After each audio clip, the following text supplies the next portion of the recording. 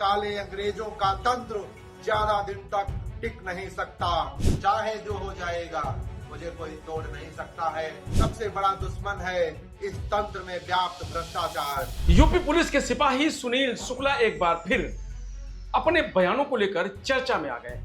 Suspension के बाद उन्होंने सोशल मीडिया प्लेटफॉर्म एक्स पर एक भावुक और तीखा संदेश पोस्ट किया है, जिसमें पुलिस महकमे से लेकर सोशल मीडिया तक नई बहस छिड़ गई। सुनील शुक्ला ने लिखा कि चाहे जितना उत्पीड़न करोगे, तोड़ नहीं पाओगे। ईमानदार व्यक्ति हारता नहीं, उसे सिर्फ अकेला छोड़ दिया जाता है। दूसरा सबसे बड़ा दुश्मन है इस तंत्र में व्याप्त भ्रष्टाचार। एक ऐसा भ्रष्टाचार जिसने इस देश की व्यवस्था को जड़ों तक जकड़ लिया है, जो गरीब की उम्मीद खा जाता है, जो मेहनत कश की आवाज दबा देता है, जो ईमानदार को झुकाने की कोशिश करता है। लेकिन मैं विश्वास के साथ कहना चाहता हूं, अगर इस देश का हर जागरूक नागरिक, हर युवा, हर माँ बाप, हर सच्चा इंसान एकजुट हो जाए तो ये काले अंग्रेजों का तंत्र ज्यादा दिन तक टिक नहीं सकता। और साथ ही साथ हमें अपने सरकार पर भरोसा भी रखना होगा, क्योंकि लोकतांत्रिक देश में सरकार जनता द्वारा चुनी जाती है। सरकार अंतिम व्यक्ति तक न्याय पहुंचाने का प्रयास करती है, लेकिन उससे पहले हमारा कर्तव्य है कि हम भ्रष्टाचार को उजागर करें, हम उसे संज्ञान में लाएं, हम सच को सामने रखें। मुझे पूर्ण विश्वास है कि माननीय मुख्यमंत्री श्री योगी आदित्यनाथ जी जैसे नेतृत्व में भ्रष्टाचार के खिलाफ कठोर कार्रवाई होगी। जो लोग व्यवस्था को दीमक की तरह खोखला कर रहे हैं, उन्हें एक दिन इस तंत्र से निकाल फेंका जाएगा। लेकिन याद रखिए, परिवर्तन किसी एक व्यक्ति से नहीं आता है। परिवर्तन तब आता है जब समाज का हर सिपाही जागता है। तो आइए, आपसे सिर्फ भावनात्मक सहयोग मांग रहा हूं। आपका एक शेयर, आपकी एक आवाज, आपका एक समर्थन इस लड़ाई को लाखों लोगों तक पहुंचा सकता है। हम सब मिलकर इस लड़ाई का हिस्सा बने, अपने लिए, अपने बच्चों के भविष्य के लिए, अपने देश के सम्मान के लिए। माननीय मुख्यमंत्री जी, मेरा 26 मई 2026 को आमद थी छुट्टी से। माननीय मुख्यमंत्री जी, मैं जिस ट्रेन पे बैठता हूँ 8:30 बजे का टाइम उसका लगभग लखदौरीगंज में था और लखनऊ पहुंचाने का समय 11 बजे था। लेकिन ट्रेन लेट हो जाती है और मैं समय से लखनऊ पहुंच नहीं पाता हूं और मैं जीडी ऑफिस जाता हूं आमद कराने के लिए, तब उस समय 12:15 हो चुका होता है। माननीय मुख्यमंत्री जी, वैसे मैं कैंपस के अंदर तो आ गया था 12 बजे तक, लेकिन मैं जीडी कार्यालय पहुंचने में 12:10 से 15 हो गया। तो मुझे वहां पे जीडी के कर्मचारियों द्वारा बताया जाता है कि आपकी रपट लिखा दी गई है।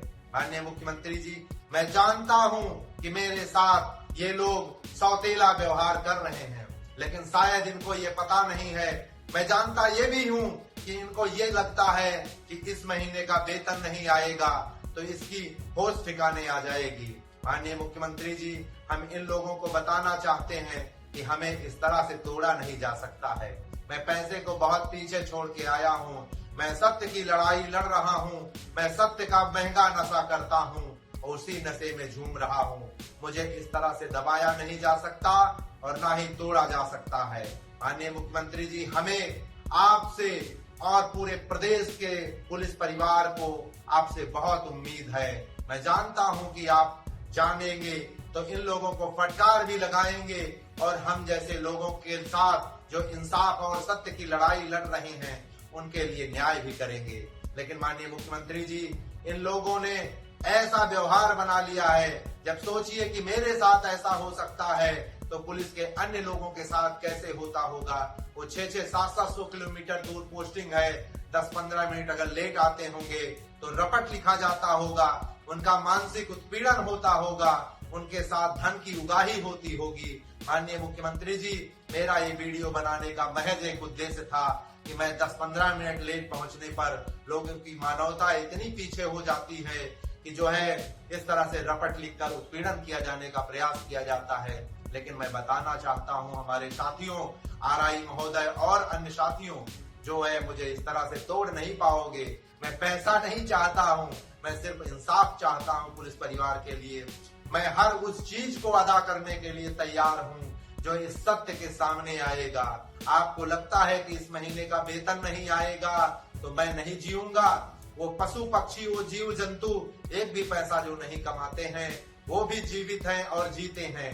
मैं भी उनकी तरह ही जीना सीख लूंगा, चाहे जो हो जाएगा, मुझे कोई तोड़ नहीं सकता है। मैं सत्य का नशा चख लिया हूँ, कितना मस्ती का है, वैसे ही है जैसे राधा नाम जपने का है। इस पोस्ट के आते ही समर्थकों और विरोधियों के बीच तीखी प्रतिक्रियाएं शुरू हो गई हैं। कुछ लोग इसे एक ईमानदार कर्मचारी की पीड़ा बता रहे हैं, तो कुछ इसे विभाग के खिलाफ खुली चुनौती मार रहे हैं। सोशल मीडिया पर कई यूजर्स सुनील शुक्ला के समर्थन में उतर आए हैं और कहा है कि अगर कोई अधिकारी या कर्मचारी व्यवस्था के खिलाफ आवाज उठाता है तो उसे दबाने की कोशिश की जाती है। वहीं दूसरी ओर कुछ लोगों का कहना है कि अनुशासनहीनता किसी भी विभाग में स्वीकार नहीं की जा सकती है। सुनील शुक्ला पहले भी अपने बयानों और वीडियो को लेकर सुर्खियों में रहे हैं। उनके निलंबन के बाद यह दूसरा बड़ा बयान सामने आया है जिसने पूरे मामले को और गरमा दिया है।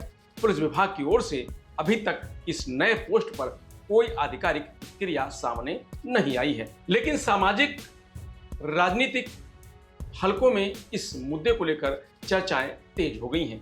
अब सवाल यह उठ रहा है कि क्या सुनील शुक्ला खुद को सिस्टम से लड़ने वाला ईमानदार चेहरा साबित कर पाएंगे या फिर यह विवाद उनके लिए और मुश्किलें बढ़ाने वाला साबित होगा। फिलहाल उनका यह बयान सोशल मीडिया पर तेजी से वायरल हो रहा है। इस वीडियो में इतना ही। आप देखते रहिए लोकमत हिंदी।